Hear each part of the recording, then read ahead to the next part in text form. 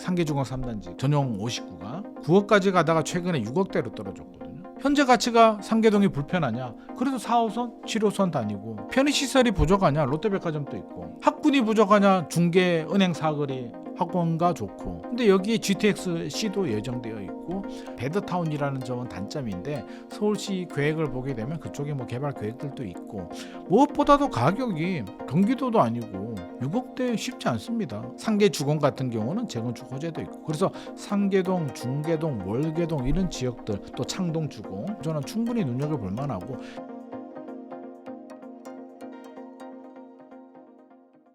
앞서 말씀해 주신 것처럼 정말 최근에 상급지 위주로 1년 사이에 10억 원이 넘게 오른 곳들이 좀 있습니다. 지금 이렇게 똘똘한 한 채의 쏠림 현상이 앞으로도 계속 될까요? 이게 갈림길.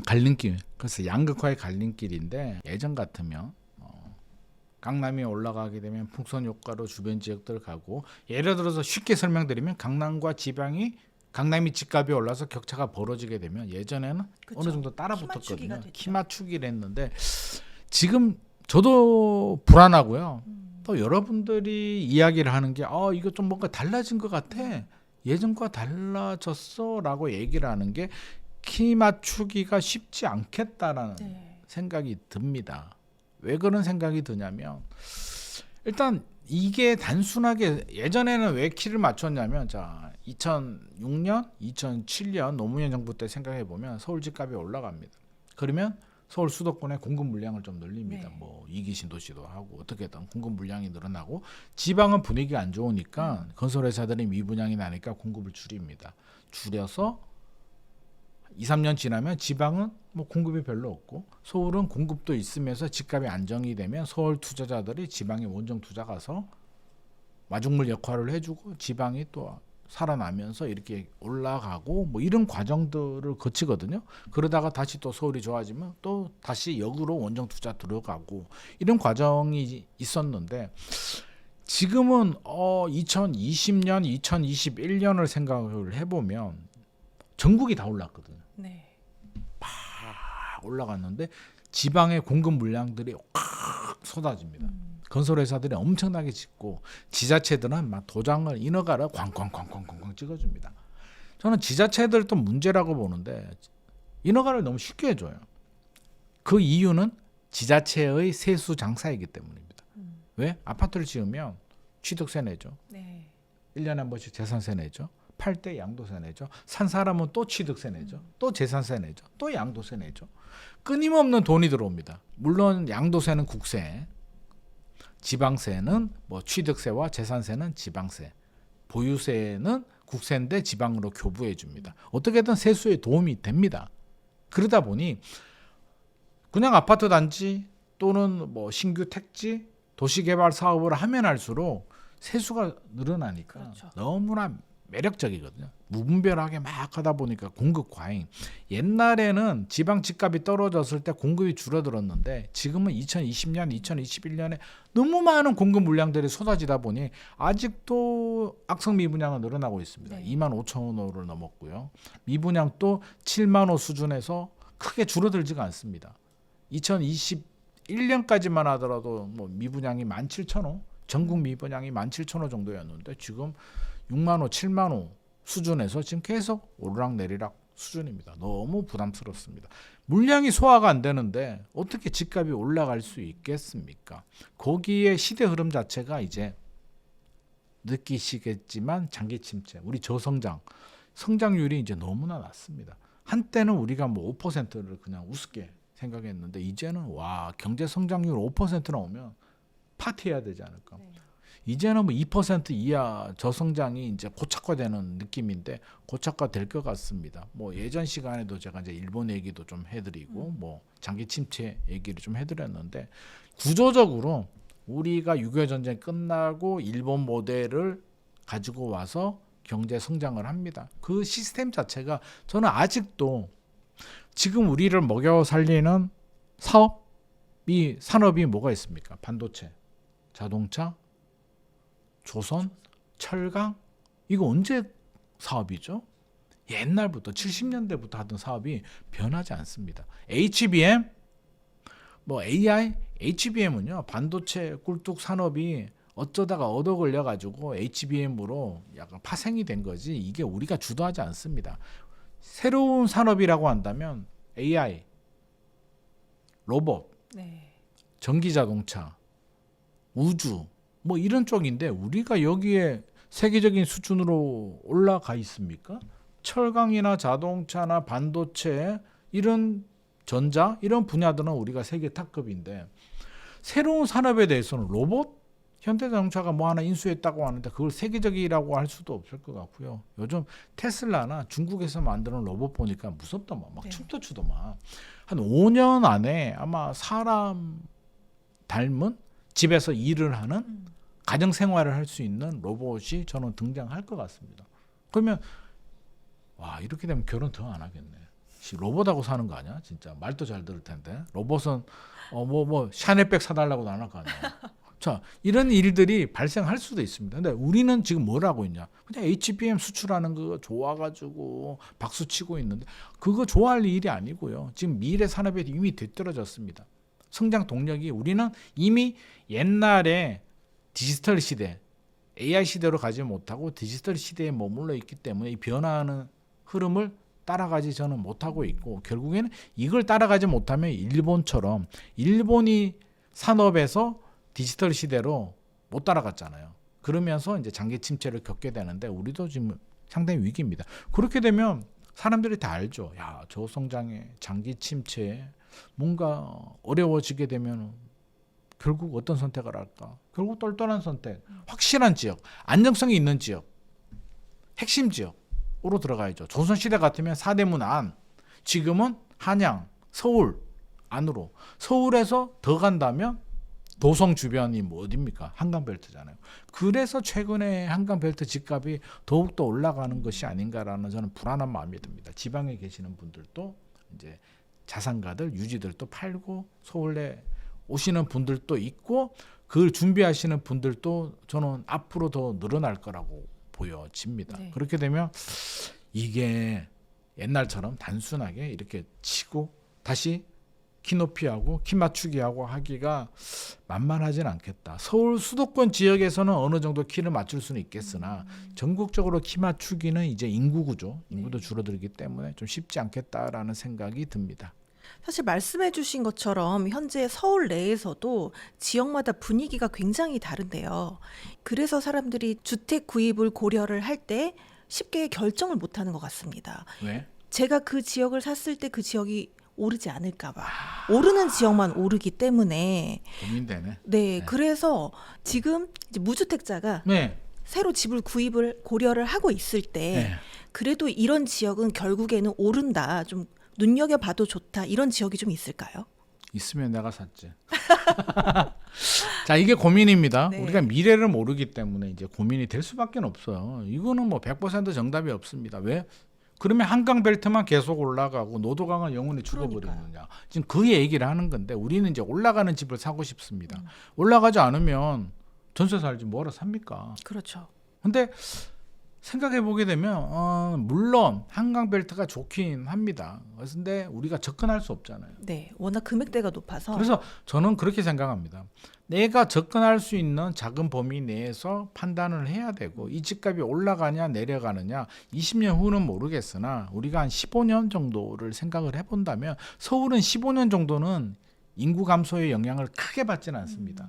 그래도 모든 인프라가 갖춰져 있고 줄어들지만 지방에서 그래도 올라오는 사람들도 있고 하게 되면 강남을 따라잡는 거는 당연히 안 되죠. 그러니까 핵심 지역을 따라가지는 그러니까 뭐 넘어서지는 못하는 거는 기정사실인데 그러면 어느 정도의 키 맞추기는 가능하냐라고 한다면 저는 충분히 왜냐하면 가격 경쟁력이 이게 상계동이 잘 나갈 때 2021년에 9억 상계중앙 3단지가 20 전용 59가 9억까지 가다가 최근에 6억대로 떨어졌거든요.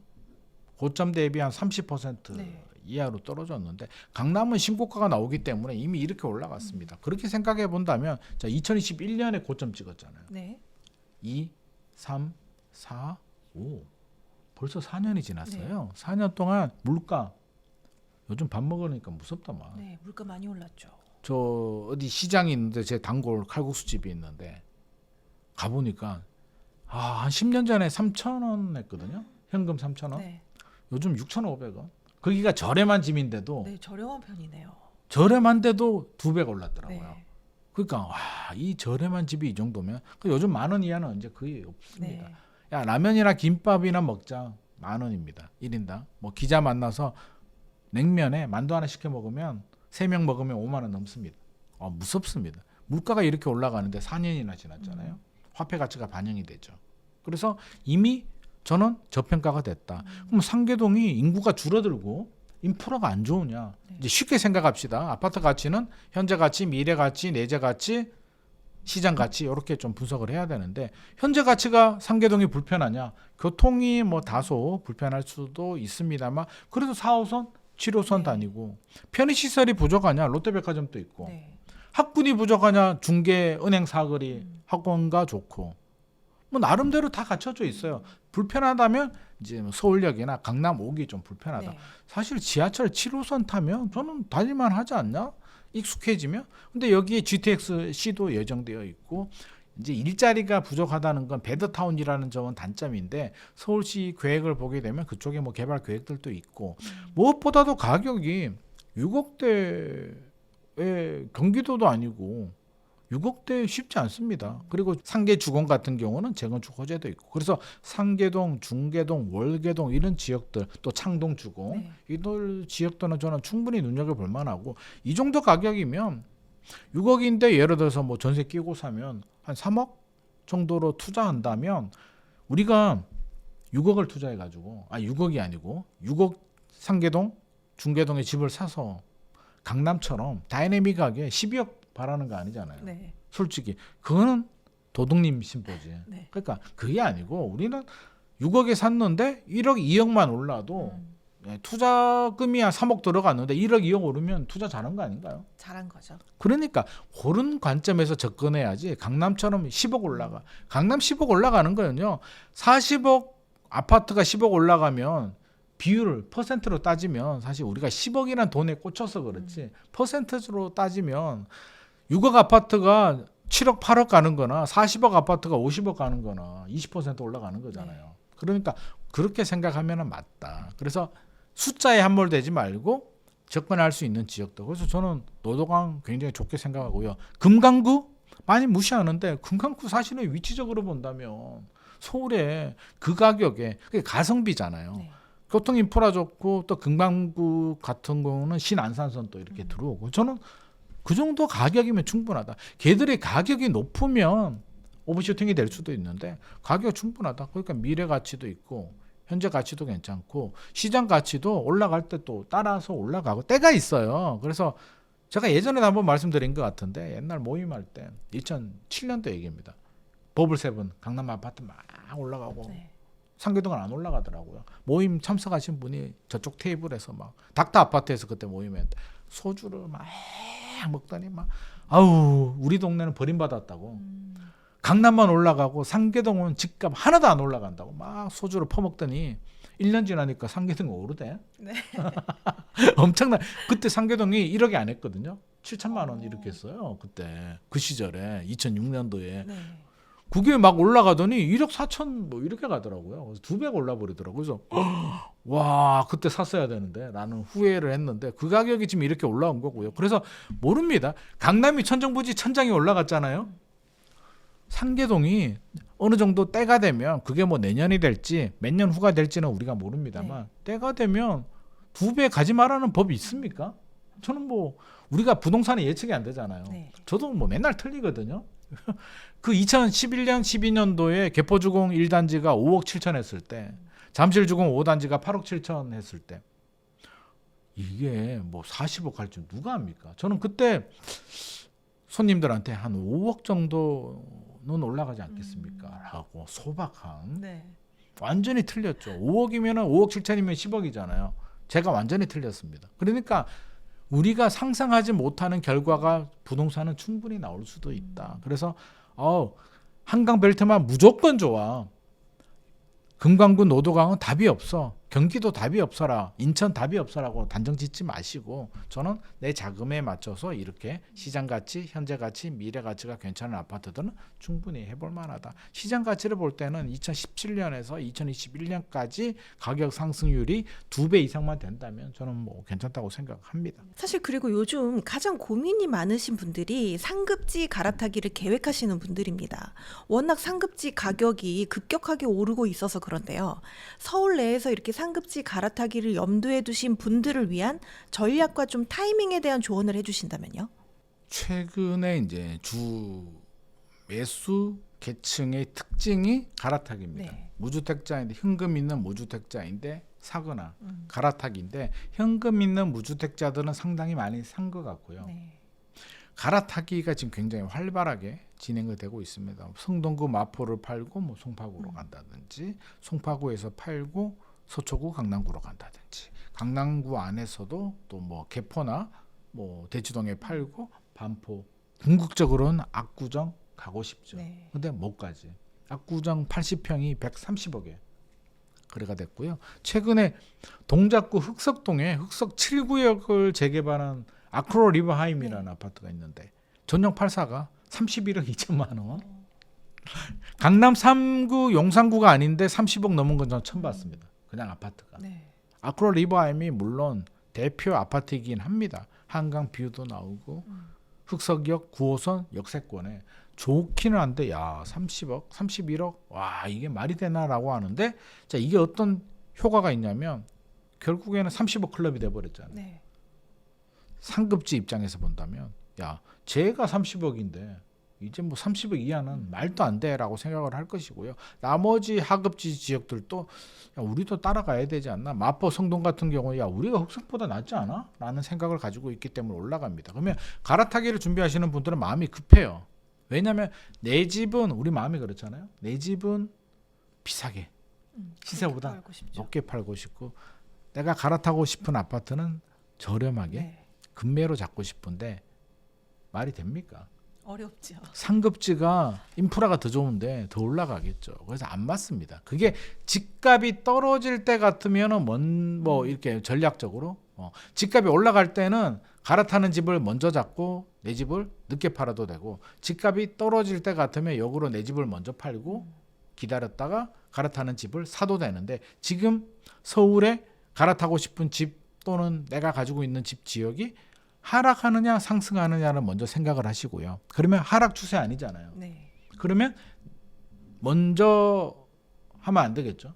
하락 추세면 내 집을 먼저 팔고 현금 가지고 있다가 갈아타면 되는데 지금 하락 추세가 아니기 때문에 내 집을 먼저 팔면 안 되고 상승 추세면 갈아타고 싶은 집을 먼저 잡고 내 집을 팔아야 되는데 이게 어려울 것 같은데요. 쉽지 않아요. 네. 그래서 실시간으로 동시에 움직이는 게 상책입니다. 많은 분들이 타이밍을 놓치는 게 어영부영 내 집을 높게 받고 싶은데요.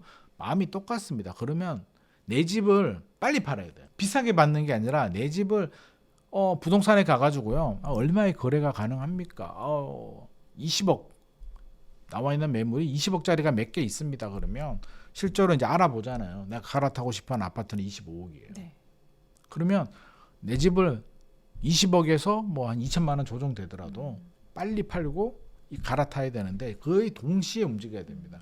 실제로. 그래서 갈아타고 싶어하는 아파트도 매물을 확인하고 매물이 살아있다 확인이 된다면 그리고 부동산 사장님들은 알잖아요.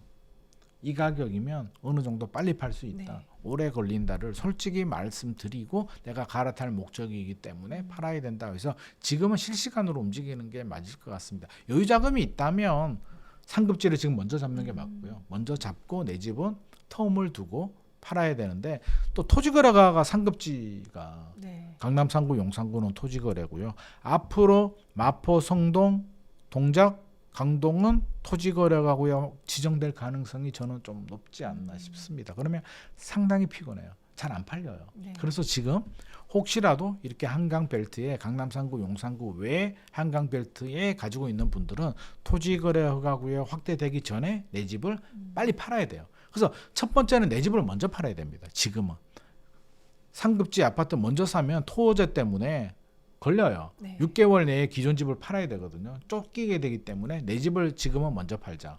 그리고 상급지 갈아타는 전략이 맞습니다. 그러면 이 한강 벨트가 아니고 나머지 외곽에 네. 뭐 아까 제가 말씀드린 노도강이나 노도강 안에서 또는 경기도 안에서 이렇게 갈아타는 분들이라면 이렇게 급하게 막 뭐 그렇게 움직일 필요는 없을 것 같고요. 상황을 보고 노도강 같은 경우도 뭐 저는 충분히 괜찮기 때문에 역 주변으로 네. 용적률 낮은 아파트, 재건축 아파트 같은 게 학교 가까이 있고 그 지역에 랜드마크 있잖아요. 상계동 같은 경우는 5단지는 재건축하고 있고 3단지 롯데백화점이 있는 네. 랜드마크 아파트이고 14단지는 용적률이 좀 낮고 7단지도 괜찮고 좀 괜찮은 아파트 위주로 지금 가격이 좀 내려와 있을 때 막 올라갈 때는 정신없잖아요. 그러니까 네. 좀 내려와 있을 때 그 지역에서 랜드마크 아파트를 저는 갈아타기는 저는 충분히 괜찮지 않나 싶습니다. 그래서 오히려 그런 지역들이 지금 갈아타기 적기 아닌가 생각을 하고 있습니다.